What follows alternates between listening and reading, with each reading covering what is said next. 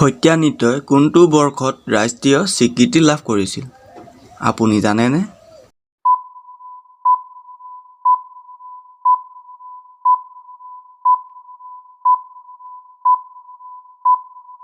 ইয়াৰ উত্তৰটো হ'ব 2000 চনত। কোন চনত আইন মতে অসমীয়া ভাষা ৰাজ্যিক চৰকাৰী ভাষা হিচাপে পৰিগণিত হয়? আপুনি জানেনে?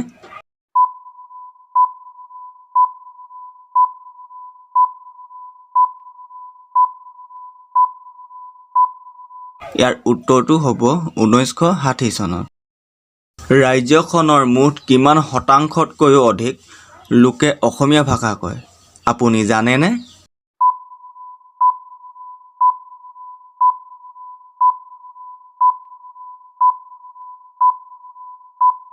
ইয়াৰ শুদ্ধ উত্তৰটো জনাৰ আগত এতিয়ালৈকে যদি মোৰ চেনেলটো ছাবস্ক্ৰাইব কৰা নাই তেনেহ'লে ছাবস্ক্ৰাইবটো কৰি লওক। ইয়াৰ উত্তৰটো হ'ব 60% অধিক লোকে অসমীয়া ভাষা কয়। মহাপুৰুষ শংকৰদেৱে কেইখন অংকীয়া নাট লিখিছিল? আপুনি জানেনে?